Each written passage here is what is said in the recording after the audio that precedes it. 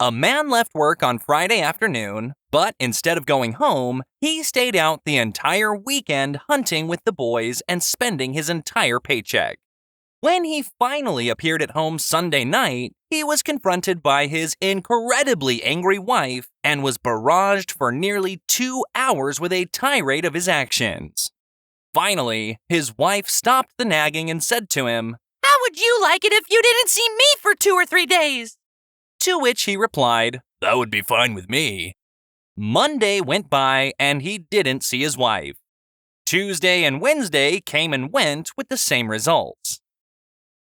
Thursday, the swelling went down just enough where he could see her a little out of the corner of his left eye. A wife is making a breakfast of fried eggs for her husband. Suddenly, her husband burst into the kitchen. "Careful," he says. "Careful! Put in some more butter. Oh my gosh, you're cooking too many at once. Turn them now. We need more butter. Oh my gosh, where are we going to get more butter? They're going to stick. Careful, careful. I said be careful. You never listen to me when you're cooking, never. Turn them, hurry up, are you crazy? Have you lost your mind? Don't forget to salt them. You know you always forget to salt them. Use the salt, the salt, the salt." The wife stares at him. What in the world is wrong with you? Do you think I don't know how to fry a couple of eggs? The husband calmly replies, "I just wanted to show you what it feels like when I'm driving." A newly married sailor is stationed on a remote island in the Pacific for a year. A few weeks after he arrives, he begins to miss his new wife, so he writes her a letter. "My love," he writes, "we are going to be apart for a very long time. Already I'm starting to miss you, and there's really not much to do here in the evenings. Besides that, we're constantly surrounded by attractive young native girls.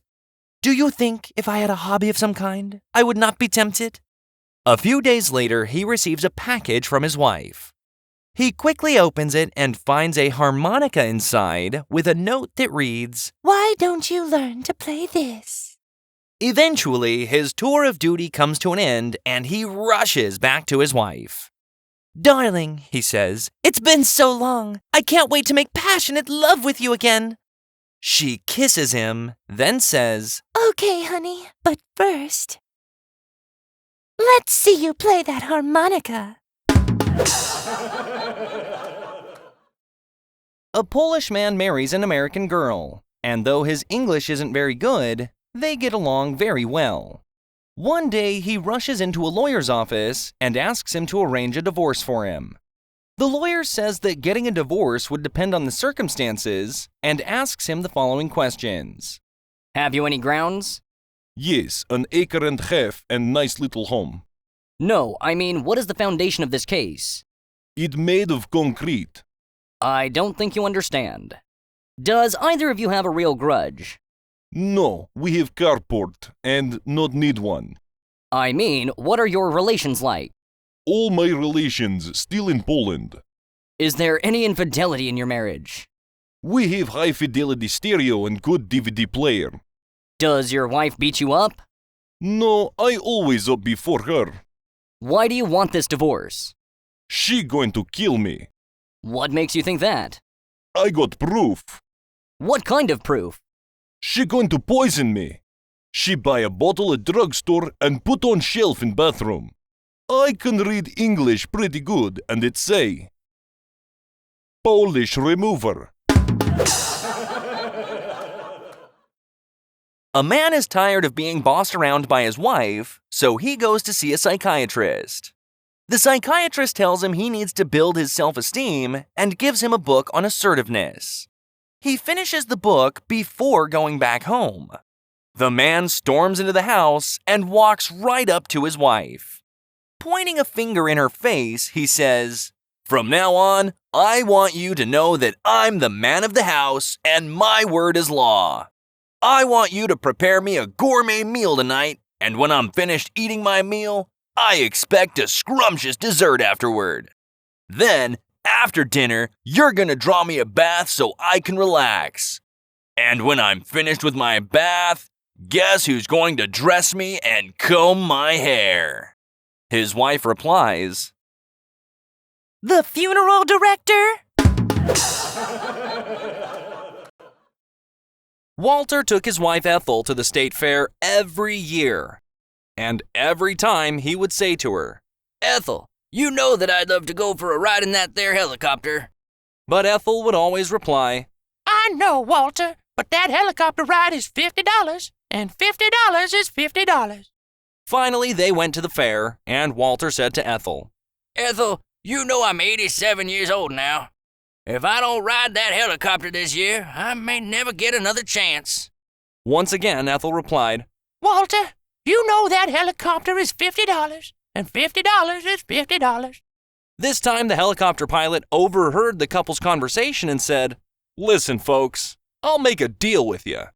I'll take both of you for a ride if you can both stay quiet for the entire ride and not say a word. I won't charge you. But if you say just one word, it's $50.